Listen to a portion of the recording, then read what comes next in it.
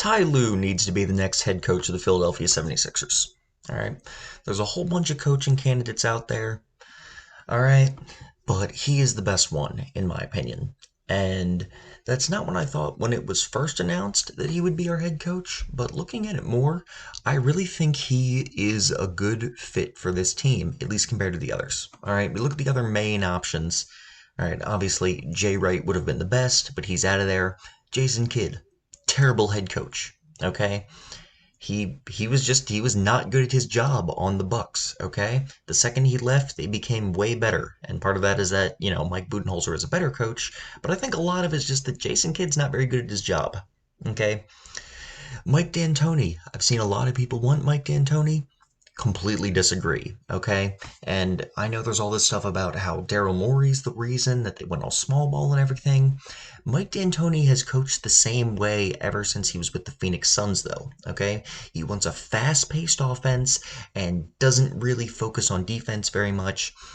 And he focuses a lot on like guard play and three-point shooting. That doesn't work for our team, okay? And obviously we need three-point shooting, but the way he coaches does not use big men, okay? He uses big men mainly for the pick and roll as setting screens, and they catch a lot of lobs, okay? That's all they do. That is a waste of Joel Embiid, okay? Complete waste. All right. And frankly, considering Simmons isn't a great shooter, I'm not sure. I mean, I'm assuming he will shoot, but unless he becomes, the next Steve Nash or James Harden, I don't think D'Antoni can use him well. Okay. I do not. I do not think he's a good fit for our team. All right. He's coached the same way since the Suns. He coached the same way with the Knicks, and he coaches the same way with the Rockets. He doesn't make adjustments in the playoffs, and he always has the same philosophy, and it is not an offensive system that fits with our team. Okay.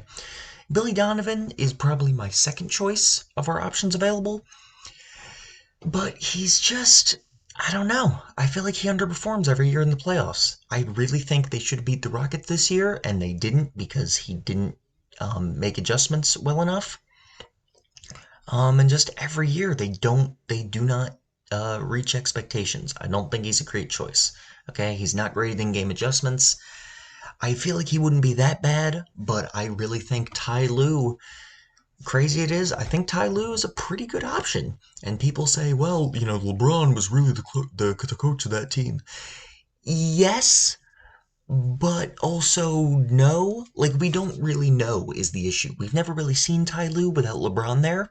I mean, we saw him for like a week with the Cavs without LeBron, but that team was poop. Like, you could put Greg Popovich on that team, they were still going to be poop.